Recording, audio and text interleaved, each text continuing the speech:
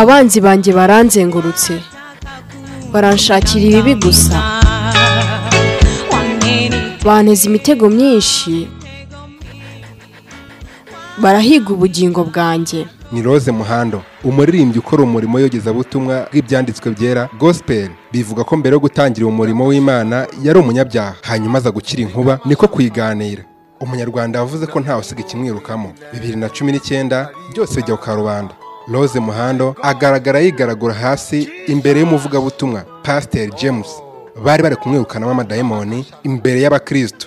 Bamwe bati ni ibiyobyabwenge, abandi ngo nindakuyemo amusajije byinshi. Nyirubwite we yivugira ko ari abazimu yoherejwe n'uwari manager we ngo bamwambure byose atunze, hanyuma na sare maze imitungo ye yigarurirwe n'uwo manager. Byagenze bite ngo Rose Muhando ari umukozi w'Imana yisange mu biganza bya Satani, avugwe nabi haba mu kuri no mu binyoma?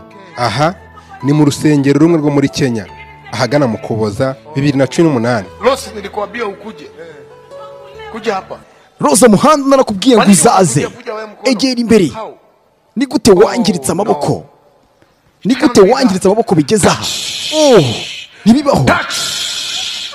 Come on. Come out. Everybody. Come here. Come here. Achilia. Inua mikono yako, achilia moto. Achilia moto. Amenitesa miaka 10. Nakushukuru. Simama tu. Simama. Haguruka. Urajya usubiramo. Vuga Bwana Yesu. Sema Bwana Yesu. Mwana wa Mungu. Mwana w'Imana. Niokoe.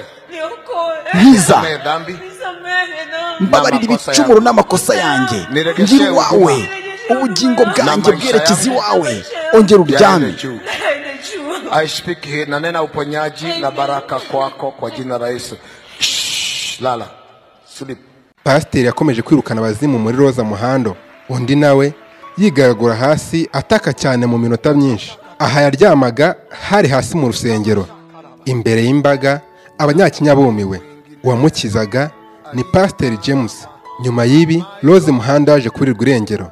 Byaje kuvumburwa ko ari mu bitaro, maze nyuma y'amezi 4 arasezererwa. Hari mu cyumweru cya gatatu cy'ukwezi kwa Mata muri uyu mwaka. Agisohoka mu bitaro, ikinyamakuru cya tuko.co.ke cyanditse inkuru ihamya ko icyateye Rose Muhando kumara amezi no mu bitaro byo muri Kenya ari ingaruka zo gukoresha ikiyobyabwenge cya narcotics. Hari abandi bavuze ko ibyabaye kuri Rose Muhando bikanamukomeretsa umubiri n'umutima ari inzira y'inzitane ya Illuminati yagombaga gucamo. Uyu ni umunyamakuru umwe muri East Africa wakoze icyegeranyo ku bimenyetso bitatu yise simusiga byaba bigaragaza ko Rose Muhando aba mu muryango wa Illuminati cyangwa Freemason. Imekuwa ni kawaida sana kila ambaye anafanikiwa. Buri wese kuri iyi si ukoze ibitangaza atangira guhimbirwa aho biva. Bamwe bati kuzimu, abandi ngo na amarozi na Illuminati cyangwa Freemasonries.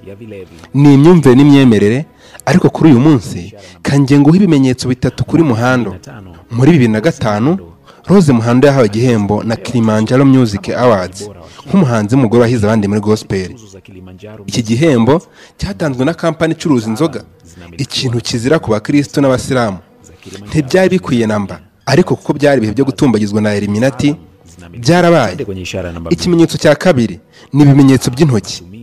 Aha Rose Muhando yagiye abikoresha cyane agaragaza amahembe abiri ya Satani. Ese tuvuga ko umuntu nka Rose Muhando atazi iby'iki kimenyetso? Ikimenyetso cya gatatu ni bimwe byabaye mu rusengero. Ni ya mashusho twagarutseho. Abakurikiye ibyo gufatwa kwa Rose Muhando banavuze ko ari manager we wamuteje imyuka mibi kugira ngo mutware imitungo ye. Ingingo na nyirubwite Rose Muhando asa nk'uwemera. Muri rwa rusengero Rose Muhando ubwe yivugiye ko hari imyuka mibi igera ku 10 yabonye imusaba imodoka, amafaranga yose atunze, inzu n'indi mitungo yose kurya asiga nta kintu atunze, kandi akaba hababaye nta kenge namba. Iyo mitungo ye yose ikigarurirwa na manager we. Nyuma y'iminsi mike avuye mu bitaro, ni ukuvuga mu cyumweru cya nyuma cya Mata, ikinyamakuru cya Global Publishers cyasohoye inkuru kivuga ko abantu benshi kandi batandukanye muri Tanzania bahuriye ku kibazo cyo kutishyurwa na Rose Muhando. Icyo gihe bari kumuhigira hasi no hejuru, ari nako bari bamaze kugeza ibirego byabo kuri polisi no mu rugaga rw'abahanzi baririmba gospel. Hari n'ibindi bihuha byagiye bimuvugwaho. Let us get down to where the troubles of the singer began. In 2015, muri 2015 byavuzwe ko Rose Muhando yakuyemo inda y'amezi 7 bimutera guhungabana. 2016 byavuze ko yasajijwe n'ibiyobyabwenge, hanyuma avuga ko ari abanzi be bari kumuharabika. Muri uwo mwaka yifugiye ko gukorera Imana ari ukwitegura ibitero bikomeye bya Satani. ese tuvuge ko byabaye byose ari ikinyoma cyangwa ari ibitero bya Satani? Biranashoboka, ariko nta rubanza naca kuko Imana ari umucamanza mukuru. Nge ndi Lucky Van Rukundo Xavier.